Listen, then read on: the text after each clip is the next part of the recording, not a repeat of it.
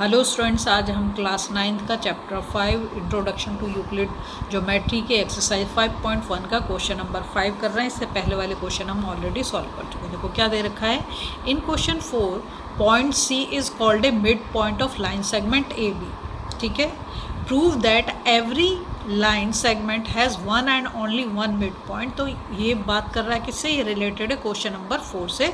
तो पहले मैं आपको ले चलती हूँ क्वेश्चन नंबर 4 पे जो हमने कल किया था।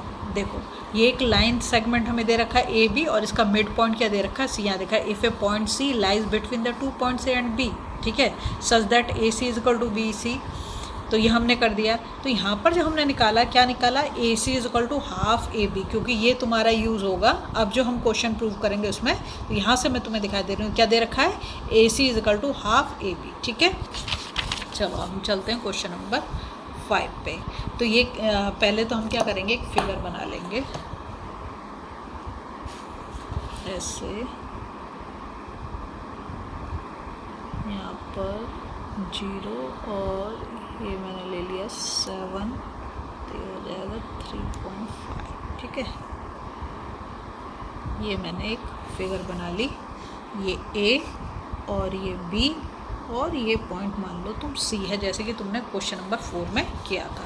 तो कहता है C is called the mid point. तो ये तो तुम्हारा मिड पॉइंट हो गया of line segment A B हो गया।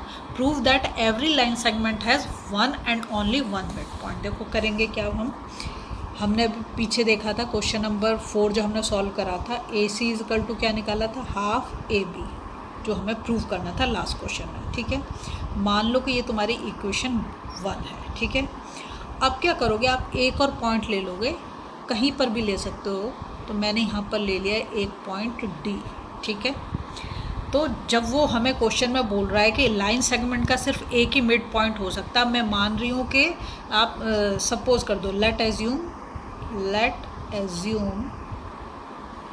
D is mid point. ठीक है, ये हमने एज्यूम कर लिया। तो अब मैं यहाँ पर क्या लिखूँगी, A D is equal to half A B. ऐसा क्यों, ऐसा इसलिए क्योंकि इसको अब मैंने मिड पॉइंट मान लिया। पहले ये तो हम प्रूव कर चुके हैं, A C is equal to half A B. ठीक है, तो इक्वेशन 2 हो गई। अब लिखेंगे फ्रॉम इक्वेशन 1 एंड 2, इन दोनों को क्या कर रहे हैं हम, देखो अगर मैं लिख देती हूँ ए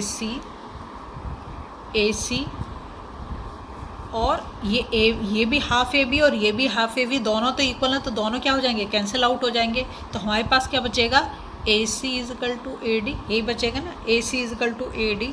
तो हम क्या लिख देंगे, इसका मतलब क्या हुआ, सी और डी जो कोइंसाइड कर रहे हैं, तो मतलब सी और डी दोनों एक ही पोजीशन पर, दोनों अलग अलग जगह पर नहीं है, एक ही के ऊपर हैं। तो हम लिख देंगे सी एंड डी को इनसाइड। ठीक है, और ये क्वेश्चन में जो दे रखा है, सो एवरी, यहाँ से every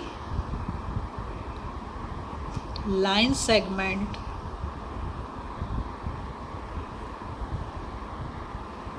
has one and only one mid point. ठीक है, मतलब सी और डी एक ही पॉइंट है, अलग अलग नहीं है। अब देखो क्वेश्चन नंबर 6 में दे रखा है in figure 5.10, if A C is equal to B D then prove that A B is equal to C D. ये हमें प्रूव करने को उसने बोल रखा है, और साथ में उसने बोल रखा है कि A C is equal to B D. तो देखो ए सी कहाँ से कहाँ तक बनेगा, ए सी बनेगा हमारा ये वाला है ना, ए सी। तो अगर मैं ए सी को ये तो दे रखा है उसने, A C is equal to B D, तो पहले तो मैं जो दे रखा है उसको लिख देती हूँ, A C is equal to B D, ये तो हमें गिवन है। ठीक है, अब देखो जो मुझे ए सी बनाना है, तो मैं क्या करूँगी, A B plus B C, इन दोनों को ऐड करके ही तो ए सी बनेगा ना, A B plus B C. तो मैं यहाँ पर वही लिख दे रही हूँ, ए सी की जगह पे क्या लिख रही हूँ, A B plus B C. ठीक है, अब दूसरा वो कह रहा है बी डी, तो बी डी जब हम बनाएंगे तो क्या होगा, B C plus C D, है ना, B C plus C D. अब एक चीज़ तुम देखो कि दोनों ही जगह पे क्या ऐड हो रहा है, बी सी इधर भी ऐड हो रहा है, बी सी इधर भी ऐड हो रहा है। अब मैं क्या करूँगी, A B plus B C, और इस बी सी को मैं ट्रांसपोज करके लेफ्ट हैंड साइड पे ले जा रही हूँ। लेफ्ट हैंड साइड पे ले जाऊँगी तो किसका हो जाएगा, माइनस का हो जाएगा, होगा कि नहीं होगा। और यहाँ पे क्या बच गया, सी डी।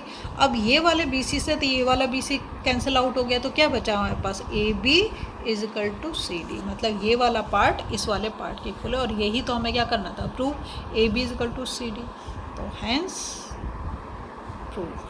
अगर आपको वीडियो पसंद आ रही है ना, प्लीज़ लाइक शेयर सब्सक्राइब जरूर करो, आपका एक एक व्यू मेरे लिए बहुत इंपॉर्टेंट।